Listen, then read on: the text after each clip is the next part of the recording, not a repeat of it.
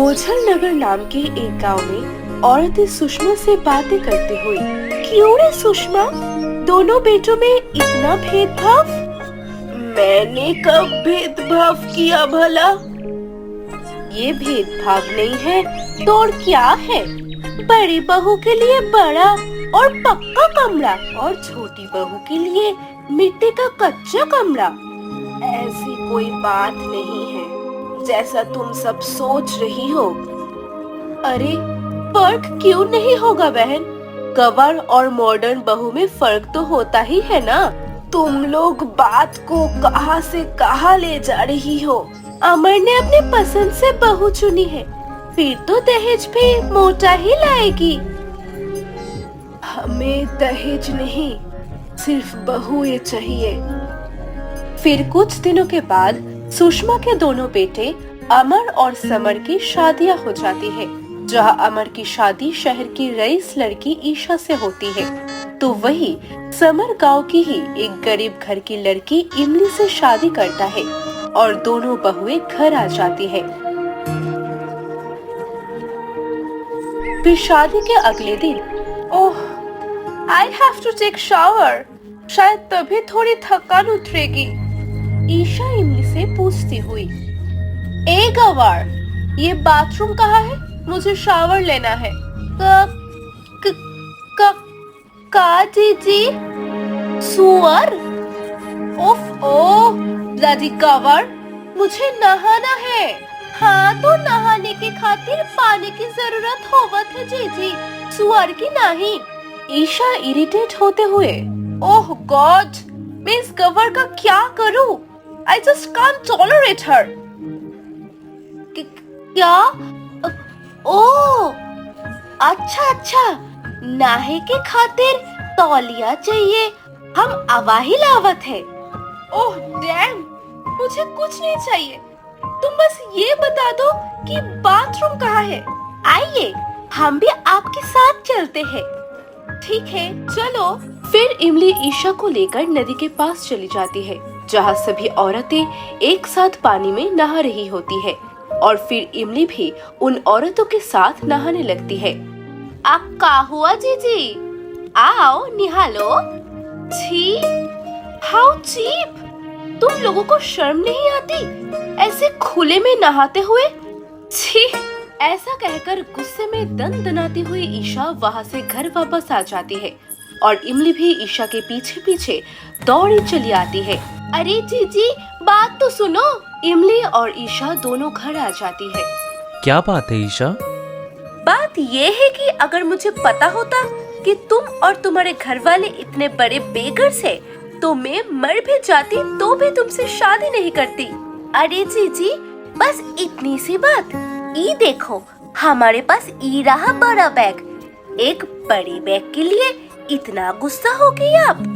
इमली, तुम गलत समझ रही हो। अरे बड़े भैया, हम सब समझते हैं। आज हम और जीजी पग फेरे के लिए अपने अपने मायके जा रहे हैं ना, तो बैग तो चाहिए ही होगा ना। ओफ गॉड, डफर, बेगर्स मतलब भिखारी। हे भगवान, जीजी, ये सब का बोला थे आप? ओह शट अप, अब मैं घर वापस नहीं आऊंगी जब तक तुम मेरे लिए इस घर को मेरे घर जैसा नहीं बना लेते। माँ, अब आप क्या करेंगी?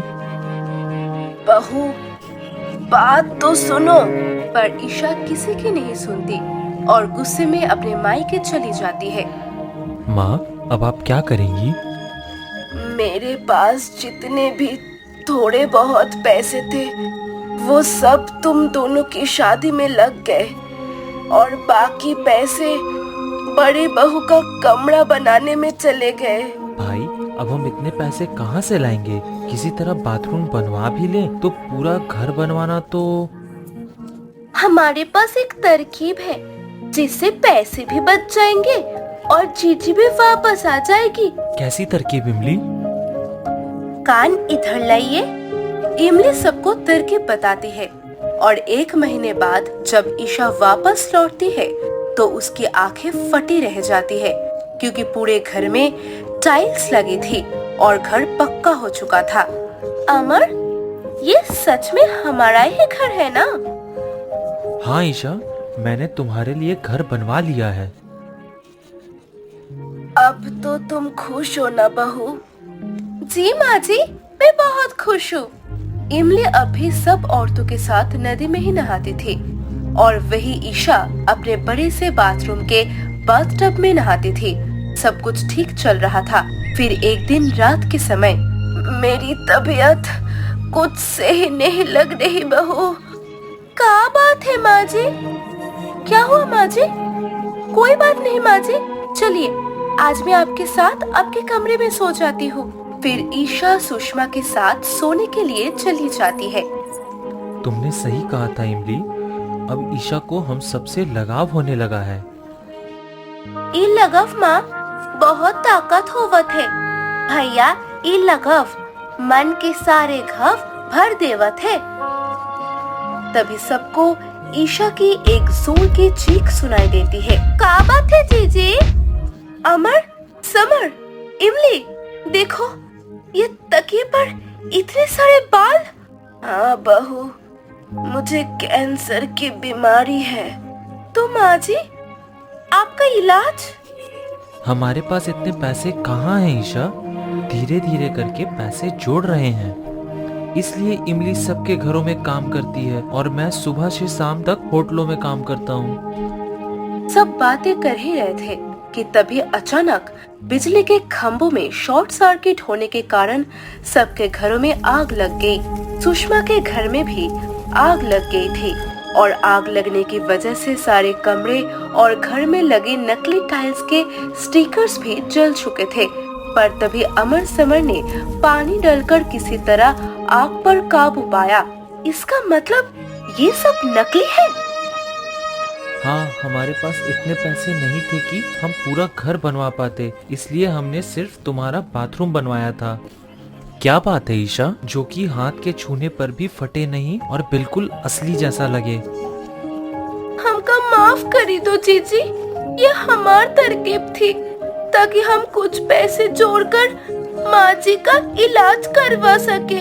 इसके बाद ईशा को अपनी गलती का एहसास हो जाता है और उसे पछतावा भी होता है। मुझे माफ कर दो इमली, गलती तुम्हारी नहीं मेरी ही है। मैं कभी भी आप सबके प्यार और आप सबके मजबूरी को समझ ही नहीं पाई। अगर मैंने जिद ना की होती तो कुछ पैसे और भी बच सकते थे। अब भी कुछ नहीं गया है जीजी, हमारे घर और हमारे रिश्ते दोनों बच गए हैं। अब से मैं भी पास के स्कूल में पढ़ाया करूंगी और हम सब मिलकर माँ जी का इलाज करवाएंगे। अब ईशा समझ चुकी थी कि असली सुख सुविधा और विलासमयता अपनों के स्नेह और अपनेपन में होती है। कहानी से सीख, इस कहानी से हमें ये सीख मिलती है कि कम में भी खुश रहा जा सकता है, क्योंकि असली खुशी विलासमयता में नहीं बल्कि अपनों के स्नेह और अपनेपन में होती है। अगर आपको ये कहानी और इससे मिली सीख पसंद आई हो तो वीडियो को लाइक करें और इस चैनल को सब्सक्राइब करके घंटा बजाना ना भूलें। चंदनपुर नाम के एक गांव में कुछ औरतें आपस में बातें करते हुए, क्या जादुई बड़े झुमके? हाँ हाँ, नए बहू के जादुई बड़े झुमके। हाँ हाँ, मैंने खुद अपनी आँखों से देखा है कि जैसे ही राखी काकी ने नेहा को वो झुमके दिए, वो झुमके एकदम से अपने आप बड़े हो गए।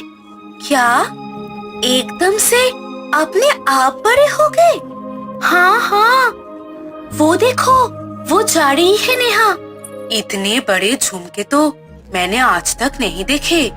अब गांव की सभी औरतें नेहा और राखी की दुकान से ही झुमके खरीदने लगी थी और उनकी दुकान से झुमके खरीदते ही वो झुमके एकदम से बड़े झुमके में बदल जाते।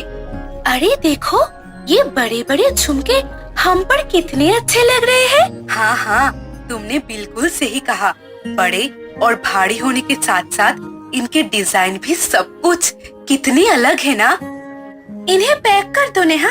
जी भाभी जी, यहाँ पर बहुत अच्छे लग रहे हैं। ओहो भाई, ये तो वही बात हो गई। झुमका गिरा रे झुमके की दुकान में। फिर सभी औरतें हंसने लगती है और झुमके खरीदकर वहाँ से चले जाते हैं और राखी अपने ही ख्यालों में खोई होती है।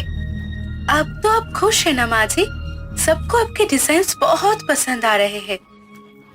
पर बहू, ये सब तो गलत है। कुछ गलत नहीं है माँ जी, यही तो मार्केटिंग स्ट्रेटेजी है। नेहा बिल्कुल सही कह रही है माँ। आजकल के जमाने में जो दिखता है वही बिकता है। तुम दोनों की सारी बातें सही है, पर क्या माँ जी? बहू, हमारा झूठ सच कैसे हो गया?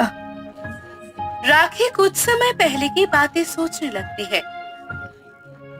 वाह माँ जी, ये इतनी सारे झुमकों के डिजाइन आपने बनाई है?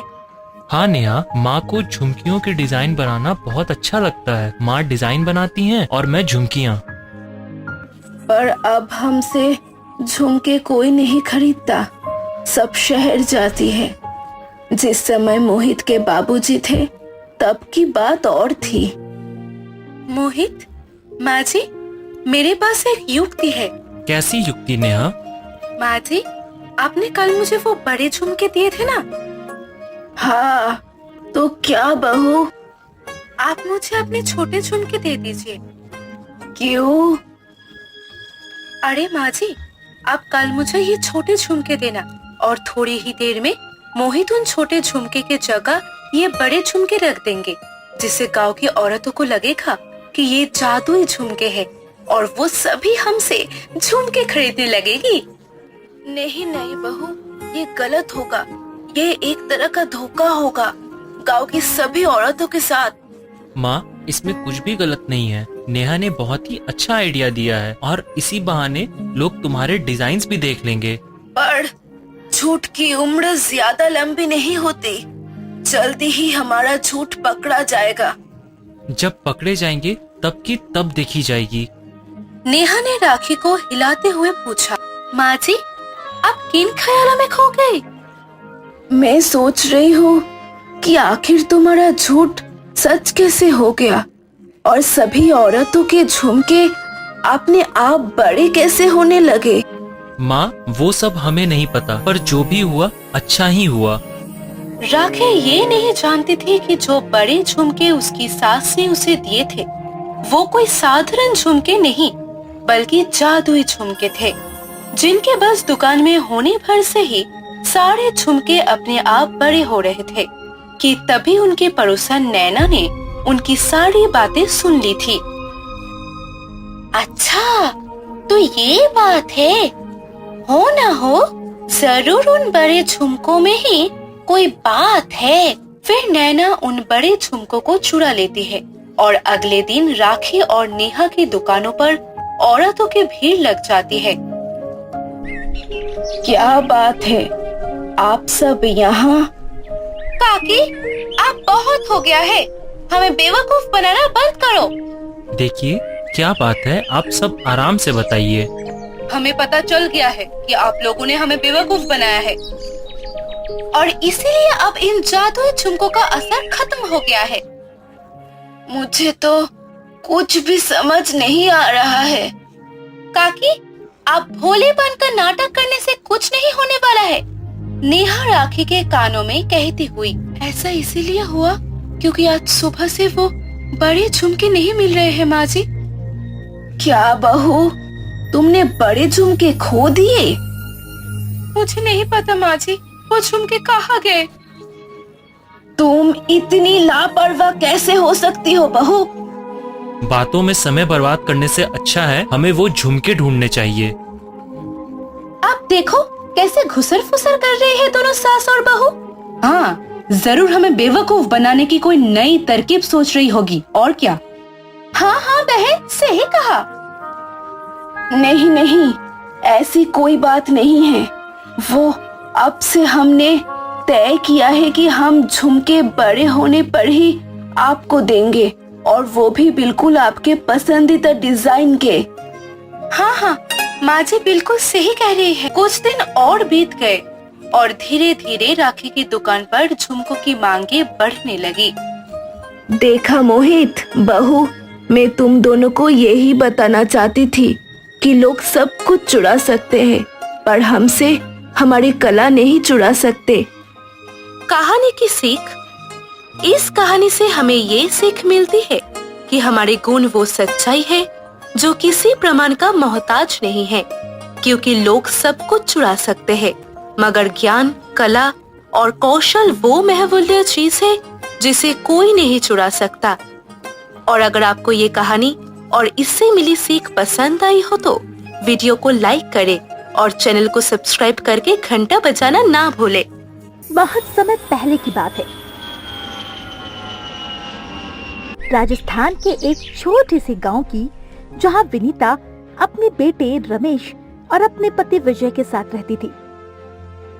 विनीता का छोटा सा परिवार था और वो अच्छे परिवार से थे। विनीता की बड़ी बेटी सुनीता की शादी 2 साल पहले एक अच्छे घर में हो गई थी, जिसके बाद सभी हंसी खुशी रह रहे थे। रमेश की पढ़ाई पूरी होने के बाद विनीता अपने बेटे के लिए अपनी बिरादरी में कुछ रिश्ते देखती है और फिर 2-3 लड़कियां पसंद करती है। कुछ समय बाद वो उन लड़कियों से एक एक करके अपने बेटे को मिलवाती है। ऐसे ही कुछ दिन बीत जाते हैं और रमेश को अपनी माँ की ढूंढी हुई सुंदर, सुशील और समझदार लड़की पूजा पसंद आती है। 3 महीने बाद उनकी शादी भी हो जाती है। विनीता अपनी सुंदर सुशील बहू पूजा से बहुत खुश होती है। घर में पूजा किया जाने के बाद बहुत रौनक होती है। पूजा अच्छे घर में आने के बाद बहुत खुश होती है। वहीं शादी में आई हुई रमेश की बहन सुनीता पूजा से बातें कर रही होती है। शादी के बाद सब कुछ बदल जाता है, क्यों पूजा, तुम क्या कहती हो? हाँ दीदी, आप सही कह रही हो, अपना घर तो अपना होता है।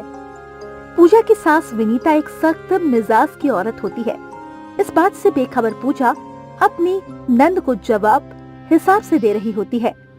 तभी उसकी सास गुस्से से कहती है, बड़ी आई अपना घर अपना होता है कहने वाली, ये घर भी तो तुम्हारा ही है ना।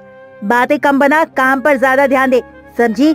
आई बड़ी। जी माँ जी। घर में बहू और बेटी बात कर रही होती है, लेकिन बहू का जवाब विनीता को पसंद नहीं आता और विनीता उसे डांट फटकार कर काम पर ध्यान देने को बोलती है।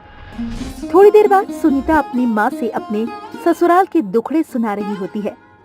माँ, मैं अपने घर कल जाऊंगी तो आप मुझे खाना बनाकर पैक करके देना, क्योंकि यहाँ से थक हार कर जाने के बाद मेरे पास इतनी हिम्मत नहीं है कि मैं वहाँ जाकर खाना बना सकूं, और फिर अपने मायके में होने का कुछ फायदा भी तो होना चाहिए ना माँ। बेटा चिंता मत कर, मैं पूजा से कह देती हूँ, वो सारा खाना बनाकर पैक कर देगी और तुझे चिंता करने की कोई जरूरत नहीं है। तू आराम कर बस, वहाँ तुझे कौन सा आराम करने को मिलता होगा।